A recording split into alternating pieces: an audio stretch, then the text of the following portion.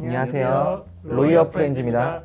구독, 좋아요, 알람까지 부탁드릴게요. 저희 처음 시작을 이렇게 총 쏘는 스타일의 모션으로 했는데 법이야 또 한 번의 시간.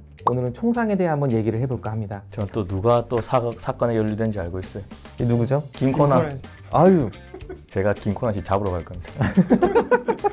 네, 오늘도 역시나 또 김코난 씨가 사연을 보내주셨는데요. 지겹긴 하지만 또 한번 읽어볼게요. 광진구 김코난입니다.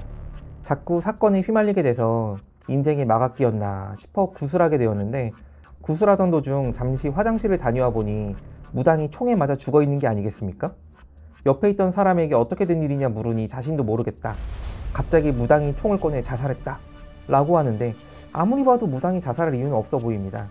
이 무당이 스스로 총을 쏴 자살한 것인지, 다른 사람이 무당에게 총을 쏜 것인지 어떻게 알 수 있을까요?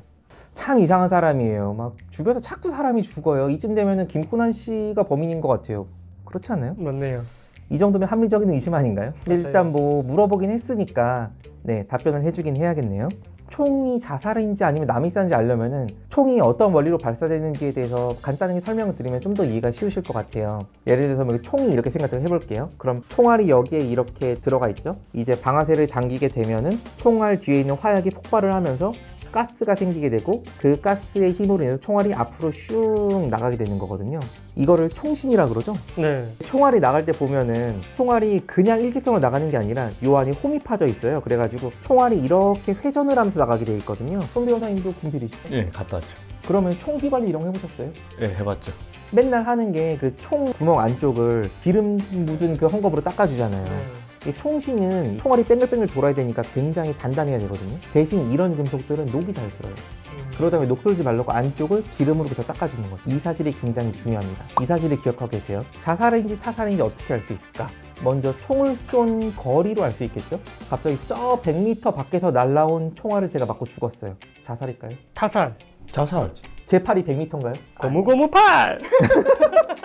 고무고무팔. 영화 같은 데 보면 자살할 때 빵 이렇게 쏘거나 아니면 이렇게 입에 넣고 빵 쏘고 그러잖아요. 몸에 굉장히 가까운 거리에서 총을 쏜단 말이에요. 그래서 총이 어디서 발사되냐에 따라서 접사, 이렇게 몸에 붙여가지고 쏘는 거, 그리고 근접사, 약간 떨어져 쏘는 거, 그리고 저기 멀리서 쏘는 거, 원사, 이렇게 세 가지로 나눌 수가 있어요. 만약에 접사를 한번 했다고 해볼게요.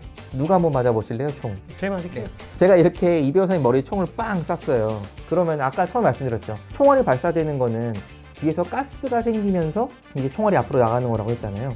그러면 총알만 나오는 게 아니라 총 끝에서는 가스도 같이 나와요. 눈에 보이진 않지만. 근데 이렇게 대고 쏘면은 피부랑 뼈 사이, 피부랑 피부 사이에 가스가 쑥 같이 들어간단 말이에요. 그러면은 머리에 대고 쐈다. 순간적으로 여기 머리에 있는 두피가 가스가 안쪽으로 들어가기 때문에 뼈랑 그 두피 사이로 부풀어 올라요. 그럼 총은 가만히 있는데 피부가 이렇게 부풀어 오른다. 그러면은 이 총알 그 입구의 흔적이 피부에 찍히겠죠.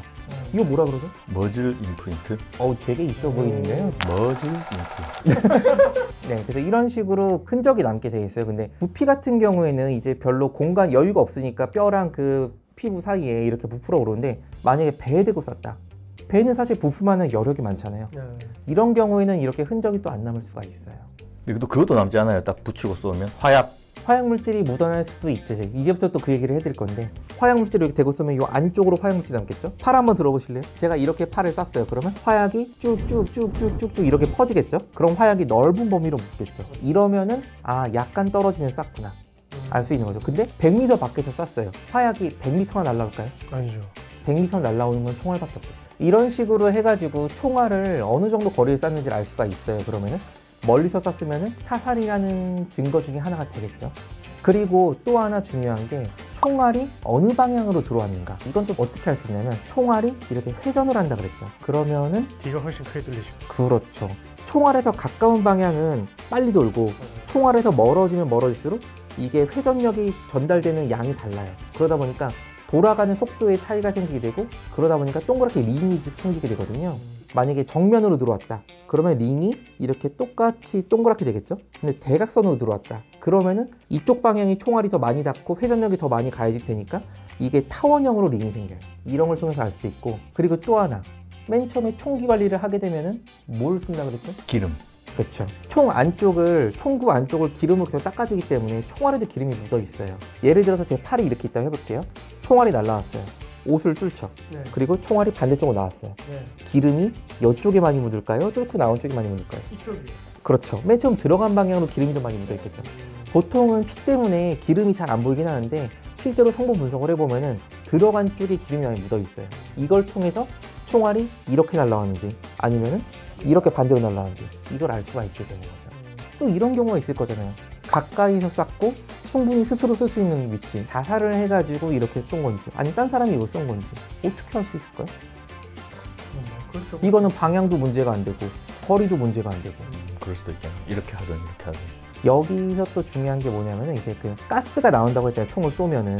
그런데 가스가 총구 방향으로만 나오는 게 아니라 제 손 방향 반대쪽으로도 나와요. 제가 총을 이렇게 빵 쏘면은 그 반동 때문에 제가 팔이 약간 이렇게 뒤로 밀리겠죠. 근데 그러면은 팔만 이렇게 밀리는 게 아니라 제 피부도 밀려요. 그럼 피부에 순간적으로 주름이 생기거든요. 그러면 그 주름 사이로 가스 성분이 슉 들어가서 묻어요. 그러면 이 가스 성분의 주로 구성하는 게 뭐냐면은 질소 성분이거든요. 그래서 특정한 이제 광선을 쐬면은 그 질소가 반짝반짝 빛나요. 제가 이렇게 뭐 이배우사님을 총으로 빵 쏴서 죽였어요. 그리고 나서 제가 안 쐈는데요? 이배우사 자살했는데요? 그래가지고 그래? 손 좀 내놔봐. 그러게 손 서로 비교하겠네. 네, 그래서 광선을 비춰보면 반짝반짝 빛나는 거죠.